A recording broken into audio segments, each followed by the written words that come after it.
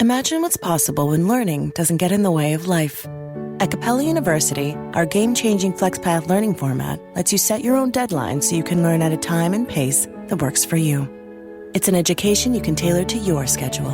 That means you don't have to put your life on hold to pursue your professional goals. Instead, enjoy learning your way and earn your degree without missing a beat.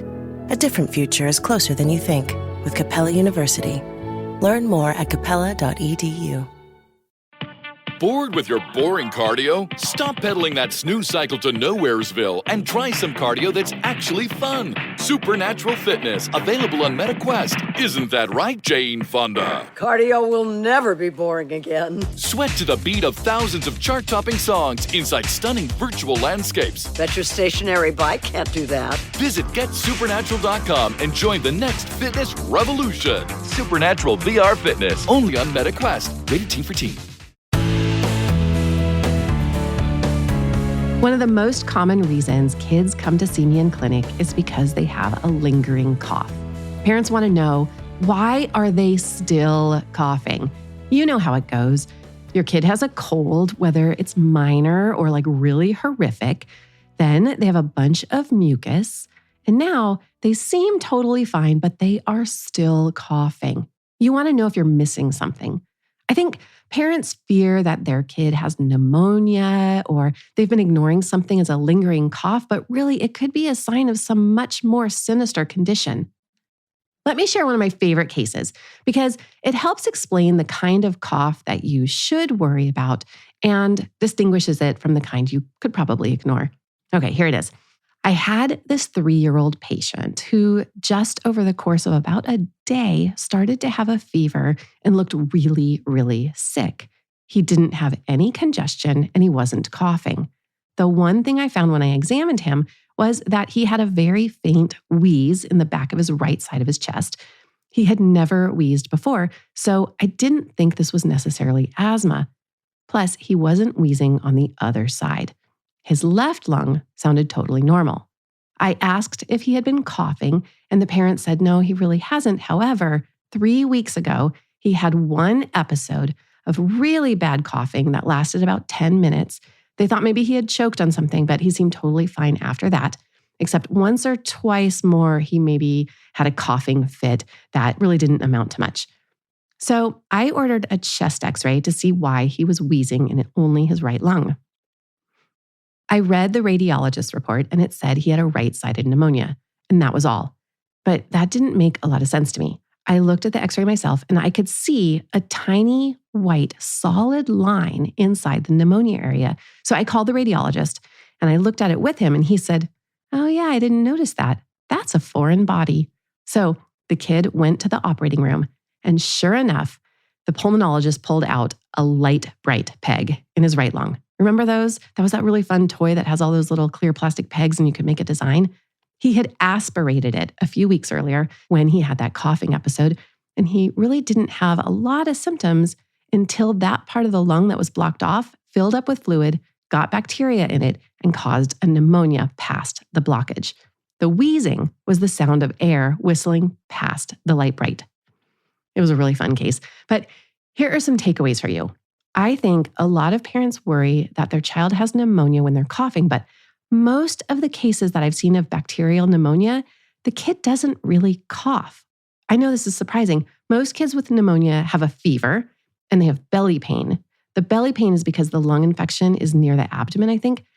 The kids are going to look really sick. They're not going to have an appetite. They won't have a lot of energy, and their fever really doesn't go away even with medication. I loved this case. Anyway, I'm going to talk about wheezing, viral pneumonia, and other causes of cough and when you should worry. The second question I want to answer today after the break is the flu really that bad? People ask me this a lot too, followed by them explaining that, we never get the flu, so I don't think I need the flu shot. Which I don't really understand that reasoning because that makes me feel like I'd be overdue, like at some point your luck is going to run out. Okay, on to the show. I'm Dr. Wendy Hunter, and I'm the pediatrician next door. I'm that doctor friend you call for practical advice about your kid's health. I mix the science of medicine with the reality of parenting. When someone says they caught a cold, what that means in medical terms is that they have an upper respiratory tract infection, which can be caused by one of over 200 different viruses, most commonly rhinovirus. The phrase caught a cold must have roots back to a time when we didn't know that cold symptoms were caused by a virus. We just thought it was from being outside in the elements. Respiratory viruses, they infect the mucous membranes. Those are the moist areas inside your nose, your throat, and your sinuses. Once a virus enters the respiratory tract, it binds to receptors on the outside of epithelial cells. Those are the cells that line the nasal passages and throat. The virus gets inside the cell and uses the cell's own machinery to make copies of itself, like lots of copies. When a virus infects your body, your immune system jumps into action to fight it off. And one of the ways it does this is by releasing chemicals called cytokines. These are small proteins that act like messengers. They tell your immune cells where to go and what to do to stop the virus. This process is called a cytokine cascade because it happens as a chain reaction. At first, the cytokine cascade is helpful. It causes inflammation, which is your body's way of creating a battlefield to fight the infection.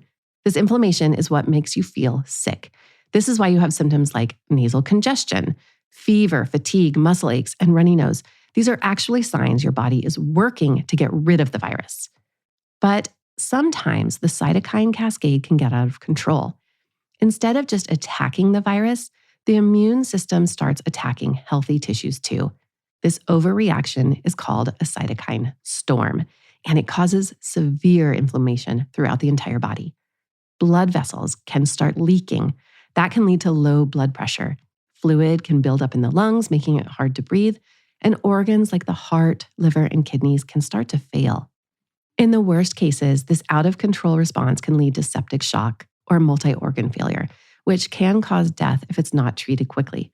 I mention this because it's going to come up again later when I talk about the influenza virus. This is how some viruses, like COVID-19 and influenza, can cause people to get that sick. So, while the cytokine cascade is an important part of fighting any infection, it's also a delicate process that has to stay balanced so we stay healthy. Medically, the common cold is also referred to as acute viral nasopharyngitis. We also call it an upper respiratory infection because the problem is in the upper part of your respiratory tract. If you get an infection in the lower part, that's a lower tract infection like pneumonia. The immune reaction that causes all of this inflammation and your symptoms also shuts down the virus from making copies of itself. So once your kid is all mucousy and gross, they're not particularly contagious anymore.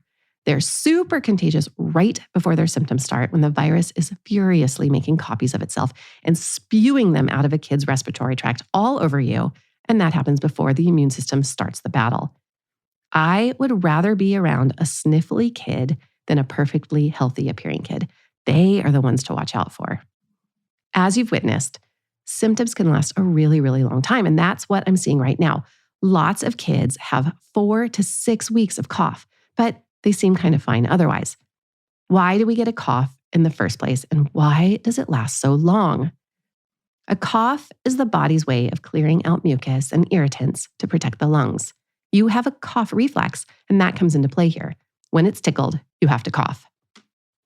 Coughing is an important reflex that helps clear mucus, dust, and other particles from the airways.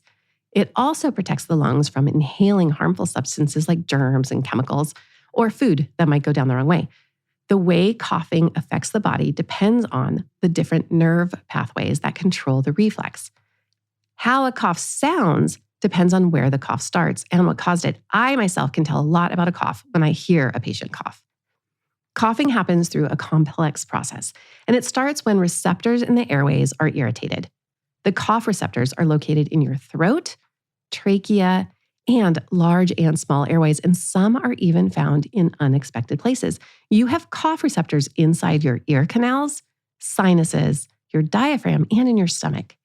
These receptors respond to physical irritation, chemicals, or heat. For example, spicy foods can activate receptors that detect capsaicin, which triggers coughing. So if you find that you cough when the inside of your ear is touched or some other weird thing happens and you cough, you're not crazy. Once the receptors are stimulated, they send signals through sensory nerves. Mainly, it's the vagus nerve. I don't know if you heard me talk about this before, but I hate the vagus nerve. It goes everywhere. It goes up to the brainstem in a part called the medulla. This area acts as the cough center in the brain, and it controls your response. It can also be influenced by higher brain functions, which is why people can suppress a cough when they need to. It's also related to why some kids have a tic that manifests as a cough. After the signal reaches the cough center, the brain sends instructions through other nerves to the muscles that control breathing and coughing. These are like the diaphragm, your abdominal muscles, and so on. The entire process works together to create a forceful air movement that clears irritants from your airway. There are 3 reasons why you cough for a super, super long time after a cold virus. Okay, here they are. First, the airway is hypersensitive after a cold. When you have a viral infection, a child's airways can stay extra sensitive for many weeks. This means things like cold air, exercise, or even laughing can trigger a cough. The receptors are just really on alert, and it's going to take time. The second reason is post-nasal drip. Sometimes the cold leaves behind mucus draining from the nose into the throat. That constant drip can tickle the throat cough receptors and lead to a persistent cough, especially at night. So if you have a child who coughs mainly at night when they lay down, that's because mucus is going down the back of their throat from gravity. All right, the last reason is just having a little bit of residual mucus. Kids take longer to clear leftover mucus from their lungs because their airways are smaller and they can't cough as forcefully to clear it all out. Next, how do you know when a cough has been going on for too long? Like, how long is too long? Most viral coughs go away after 3 to 4 weeks, but it can take 6 weeks. It's always worth a trip to the doctor to check for other causes like asthma, allergies, or even whooping cough, which we call the 100-day cough. But if a kid has no fever, has plenty of energy, is eating well, then you can just watch them at home. So when should you worry? Here are the red flags that get my attention. We worry if a child is short of breath, if they cough up blood, obviously, if they get a fever after they had no fever for like days, and if you have weight loss or night sweats, that is very concerning when you have a cough. What about when can you send a kid back to school? All right, they're coughing. Can they go back to school? My rule of thumb is that a child can go back to school when they don't need a parent to give them medication during the day and when they're eating and drinking relatively normally. That way, you know they'll drink enough when you aren't there and they'll stay hydrated. All right, now you know a lot about why a cough happens, but it's still annoying, right? I'm going to get to how to treat a cough next.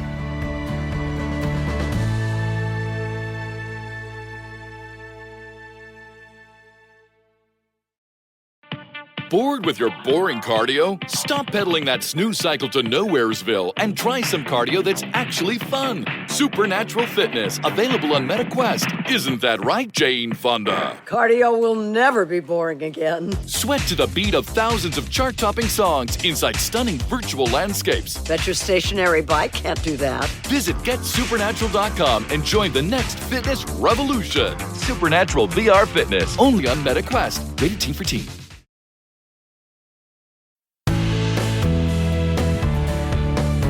What can you do to help with the cough? First of all, a lot of parents tell me their child coughed all night long. Well, they might have, but did it wake the child up?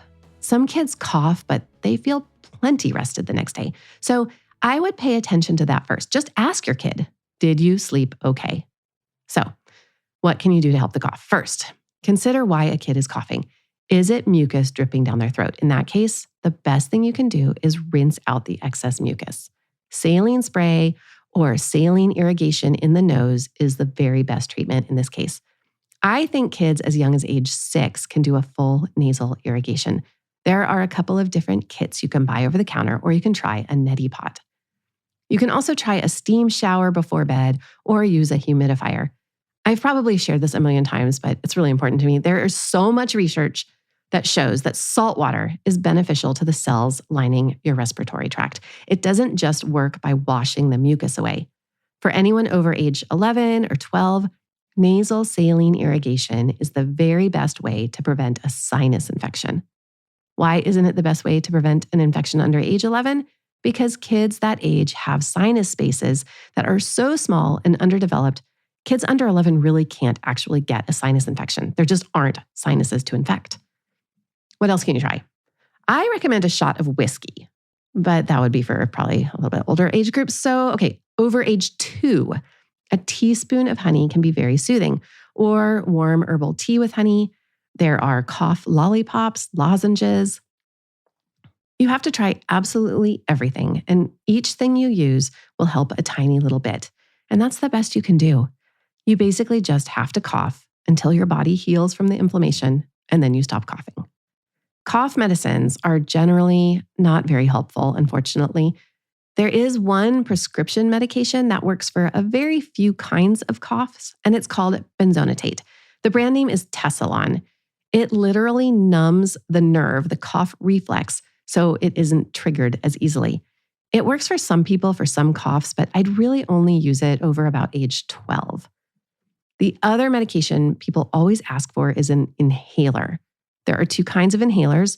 One is a rescue inhaler, and that has a medication like albuterol. This medication, albuterol, works by relaxing the teeny tiny muscles that spasm around those tiniest air sacs in your lungs.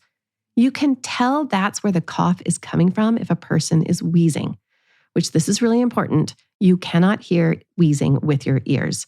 It's so deep in the lungs that you can only hear it with a stethoscope, but it does have a distinctive, tight sounding cough. An inhaler is only going to help if you're having small airways collapsing, and it's not going to help if you have a cough for any other reason. The other kind of inhaler is an inhaled steroid. It can be helpful in a few cases of cough as well, but it doesn't seem to help when the cough is from what we call post-viral inflammation. A lingering cough can feel endless and frustrating, but most of the time, it's just the body finishing the healing process. That's also why antibiotics aren't always going to help. Antibiotics kill bacteria. That's all they can do. And if you have a cough from inflammation caused by a virus, antibiotics won't do anything at all except give you diarrhea or a stomachache. You can't even prevent a bacterial infection or pneumonia by taking antibiotics before you get worse. All that is going to do is kill the good bacteria that you need to keep the bad bacteria in check. And if you do end up getting pneumonia, it's going to be from a bacteria that is resistant to the antibiotics you've been taking. Now on to the second question that I hear very often in the winter. What is so bad about the flu? Isn't it just like a regular cold? Okay, no, it is not. I saw a few kids this week who I could tell when I walked right in the door that they had the flu. I could tell from the doorway. I didn't even have to ask one single question. They're always laying down on the exam table. Usually they have something over their head and they look exhausted. They are the kids that look like they got hit by a truck. They're easy to spot. People throw the term the flu around all the time, but the flu is a very specific illness caused by the virus influenza, not from any other viruses. What makes the influenza virus so tricky is its structure. On the outside surface, it has proteins. One is called hemagglutinin, and that is the H that you've heard of in H1N1. And the second one is neuraminidase, which is the N. Think of these like keys that help the virus unlock and go inside the cells of your body. The problem is these proteins change a lot. Small changes happen all the time. That's called antigenic drift. That's why the flu you get one year might look different the next year. Sometimes huge changes happen, and that's less often, and that's called an antigenic shift. These big changes are what cause flu pandemics, like the 1918 flu pandemic that infected 1/3 of the world's population. Influenza has made its mark throughout history because of these kinds of pandemics. The 1918 Spanish flu was the deadliest. It killed an estimated 50 million people worldwide. That was more than died during World War I. What made it so devastating was that it targeted young, healthy adults by triggering that overreaction I talked about called a cytokine storm. More recent pandemics, including the 2009 H1N1 swine flu, that thankfully was not as deadly, but it still affected millions of people. These kinds of events show us how unpredictable and dangerous influenza can be. Even though we are better prepared today, the flu still hospitalizes hundreds of thousands and kills tens of thousands of people in the US every year. The changes in the virus are why the flu vaccine has to change every year. Remember those H and N proteins? They mutate constantly. Scientists have to predict which flu strains will be circulating each season, and then the flu vaccine is designed based on those predictions. The vaccine trains your immune system to recognize and fight off those specific strains. But since the virus changes, last year's vaccine may no longer be a good match. Another reason you need to get a shot every year is that your immunity from the vaccine goes away after time. It only lasts about 6 months, so you need a booster before every flu season. Researchers are working on a universal flu vaccine, and that will target parts of the virus that don't mutate as much. It's still in the works, but for now, annual vaccines are the best tool we have. So, why is getting the flu vaccine worth it? It reduces severe illness. I can attest to this. I saw it firsthand over the past week a bunch of times. I had several patients this week that had the flu, and they were barely sick. In one family, the oldest son came home from college and he started with a fever, body aches, headaches. He was too tired to get out of bed. He did not get his flu shot this year, but his sister, on the other hand, she was actually okay. They came to the clinic together this week because they had a family trip planned to Disneyland and mom wanted them both to get better. The younger sister, she had a mild headache, plenty of energy, and she only had a fever for one day. She got her flu shot. And guess which one of them gets to go to Disney and which one doesn't? Being vaccinated can also keep you out of the hospital. It can get that bad. And getting vaccinated is not just about you. It helps protect babies who are too young to get the vaccine, elderly people who may not react to the vaccine, and people with weak immune systems. Getting the flu vaccine prevents complications too. Getting flu-related pneumonia is actually pretty common, but so are flu-related heart attacks. And don't forget, getting the flu means missing school and work. In my experience, influenza lasts almost 8 days, sometimes even longer. It's really long compared to a run-of-the-mill cold virus. The other big argument I hear from people is that the flu shot gives you the flu. And I hear people say they don't need the vaccine because they never get the flu. So let's start with the first myth. Does the flu shot give you the flu? No, it can't. Here's why. Most flu vaccines are made with inactivated virus, meaning it's completely dead and cannot infect you. The nasal spray version does use a weakened live virus, but it's designed so it can't multiply and cause illness. So where does this myth come from? After the shot, you're going to have a sore arm. You can have a low-grade fever or feel tired for a day or two, but that's not the flu. That is your immune system responding to the vaccine and building protection. So it's actually a good thing. The flu season and flu shots also both happen in fall and winter, which is when colds and other viruses are spreading. If you get sick around the time you get vaccinated, usually it's unrelated to the shot. It's just bad luck. So the bottom line, the flu vaccine cannot give you the flu, but it gives you a head start in fighting it off if you're exposed. What about the second argument? People say, I've never had the flu, so I don't need the vaccine. I get it. If you've dodged the flu, it's easy to feel invincible. But here's the thing. The flu virus changes every year. Just because you haven't caught it before doesn't mean you won't be exposed this year. Even if you don't feel sick, you could carry and spread the virus to someone else, like a baby or a grandparent, and they can end up in the hospital because of it. Even healthy people can get hit hard by the flu. Every year, it sends thousands of people to the ER with complications and dehydration. So think of the flu vaccine like wearing a seatbelt.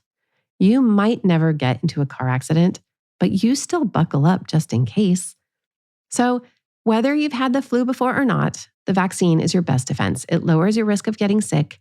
It reduces the severity of symptoms if you do get the flu. It protects the people around you, especially babies and the elderly. And with flu season lasting up to 6 months, getting vaccinated means you're covered the whole time. Okay, so what's the difference between the flu and a cold? Both are caused by viruses, but they're not the same virus. The common cold is usually caused by rhinovirus, but there's a bunch of other ones. It creeps up slowly and usually causes a scratchy throat, stuffy nose, and sneezing. Sometimes a cough, often a cough. It's annoying, but it's mild. Influenza, or the flu, is a totally different entity. It's caused by the influenza virus. It hits hard and fast, comes on very suddenly, usually has a very high fever, chills and body aches, and very bad fatigue. The cold is like a pesky drizzle of rain, and the flu is like our frickin' polar vortex. Now, you might be wondering, how do you know if it's the flu or just a bad cold? If you have the flu, you can get medication to shut down the virus if you start the medication in the first 48 hours. So here's why you need to know the difference. Okay, flu usually has a much higher fever, over 101, usually has chills and muscle aches, often a fatigue and a headache. And sometimes you'll have vomiting or diarrhea, especially in kids. On the other hand, a cold has a more gradual onset, usually has a runny nose, mild cough, and often no fever. But there's only one sure way to know, and that's to get a rapid flu test at your doctor's office, especially if you are eligible for antiviral treatment. Influenza is a sneaky, shape-shifting virus that can sometimes trigger our immune system to make us deathly ill, but science is always working to keep up with it. From understanding how the virus mutates to tracking its history and creating new vaccines every year, we are very well prepared to handle it. So if you haven't gotten your flu shot yet, consider this your friendly reminder. It's one of the easiest ways to not miss school. And if it's a fear of needles that's the problem, you can request the Flu Mist nasal vaccine. Or go back and listen to episode 87 of this show about making vaccines easier. That episode is called Stress-Free Shots, and it outlines the things you can do to make getting an injection easier. For more from the Pediatrician Next Door, find me on the web at pediatriciannextdoorpodcast.com. If you've got a question about the weird things kids do, send an email to hello@pediatriciannextdoorpodcast.com for a chance to hear your voice on the show. I'm Dr. Wendy Hunter, and I'm the Pediatrician Next Door. This show is produced by Red Rock Music. Make sure to subscribe and leave a review wherever it is you're listening. I'll be back next time with more.